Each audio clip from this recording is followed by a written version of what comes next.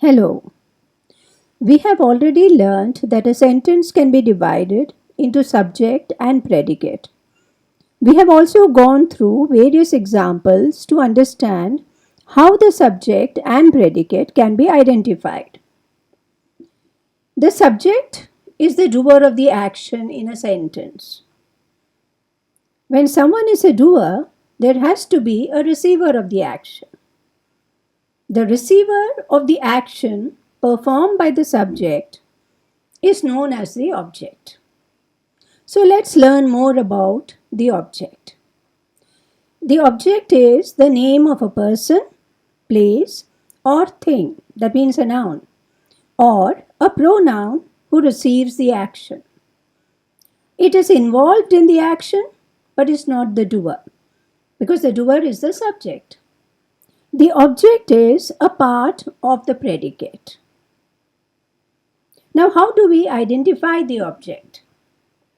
To identify the object in a sentence, we must first identify the verb, which is rightly called the action word.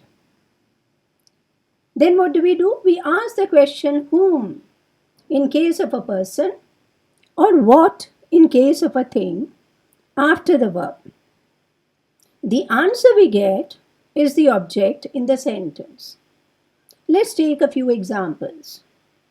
She plucked a rose. Now the verb is plucked.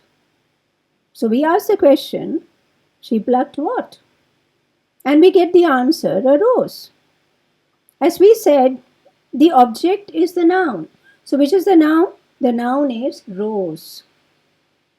That is the object in the sentence.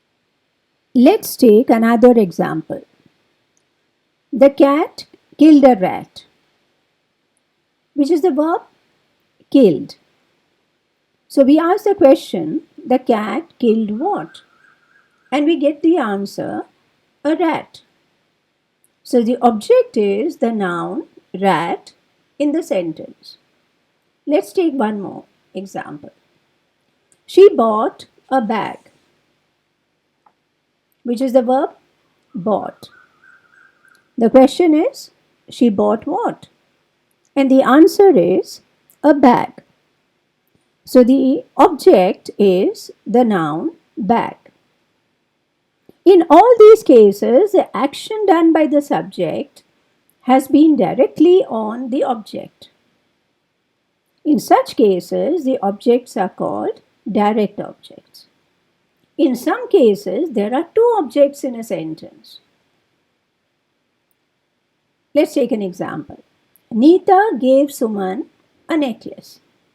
First of all, we identify the verb, which is gave. The question we ask, what did Neeta give? The answer is a necklace.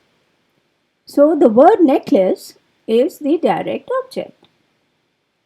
Now we ask one more question. And what is the question? We ask the question whom after the verb. And we get the answer Suman. To whom did Neeta give the necklace? She gave it to Suman. So Suman is the indirect object to whom the necklace was given. It's important to note that the indirect object comes immediately after the verb, whereas the direct object comes later in the sentence. Let's take one more example. The teacher gave the student a book. The verb is gave. To find the direct object, we ask the question, what did the teacher give? And we get the answer, a book. So the direct object is the noun book. To get the indirect object, we ask the question, the teacher gave whom the book? To whom was the book given? And the answer is the student. Therefore, the indirect object is student. We have discussed now the link between the subject and direct and indirect objects in a sentence. Take a quick test on TeachYaar.com to revise what you have learned. To take the test, scan the QR code with your mobile device or click the link given below the video.